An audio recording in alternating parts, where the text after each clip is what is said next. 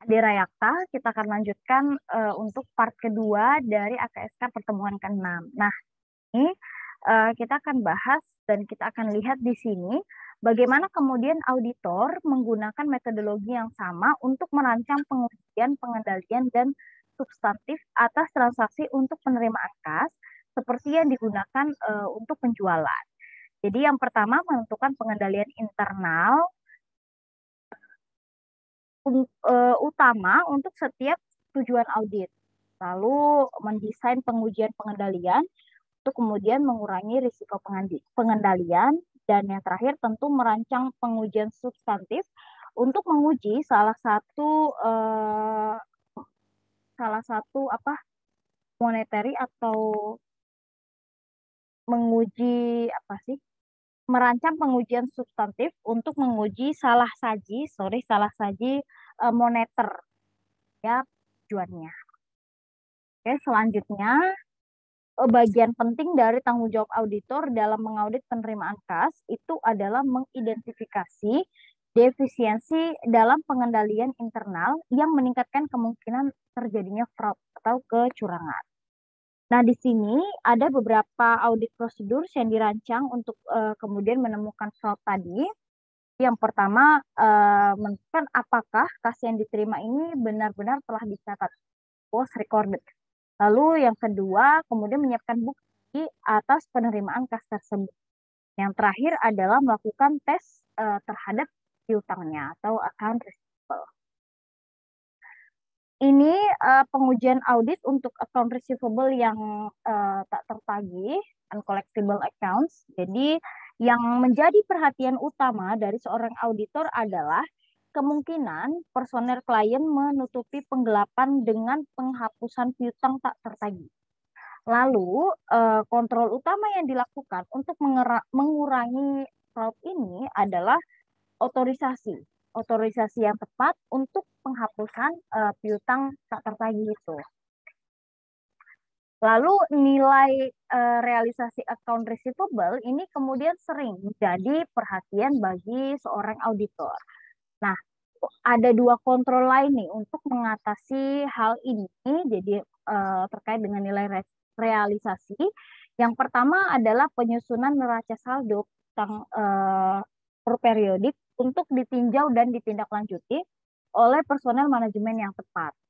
Lalu kebijakan penghapusan piutang ini ketika memang sudah benar-benar tidak mungkin lagi ditagih. Jadi write off itu memang ketika memang piutang ini kebijakannya sudah kemungkinan tertagihnya sudah tidak ada sama sekali gitu. Jadi baru kemudian akan menerapkan write off atau penghapusan piutang. Jadi uh, itu adalah dua kontrol untuk mengatasi fraud dari nilai realisasi account receivable.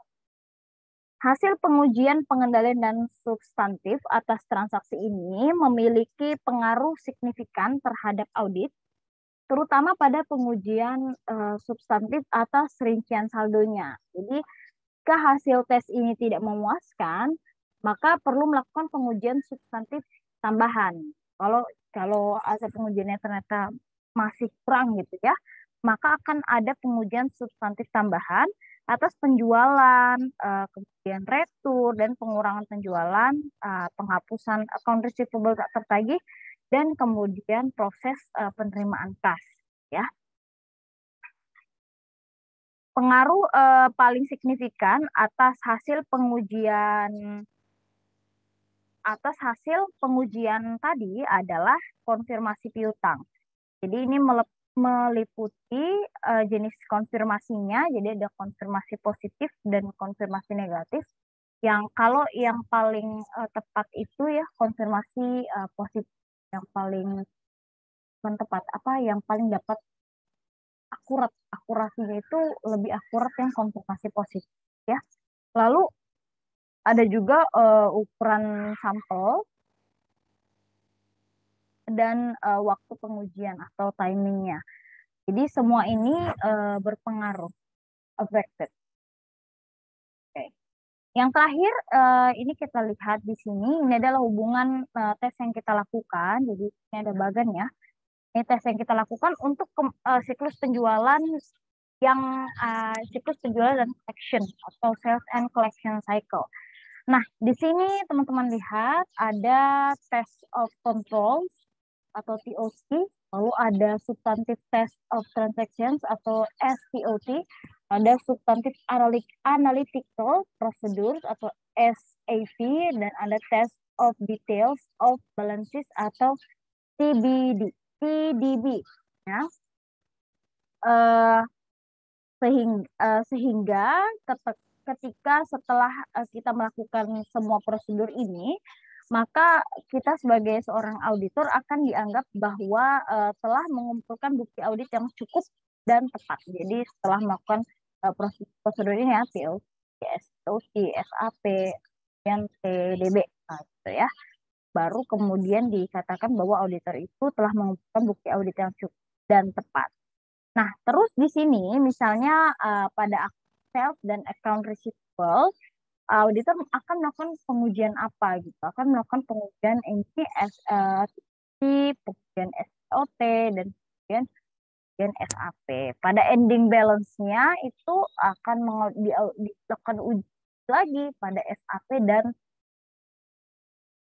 nah, untuk cash in bank, pengujian yang dilakukan itu melakukan pengujian sama ya, TOC, STOT, dan SAP juga.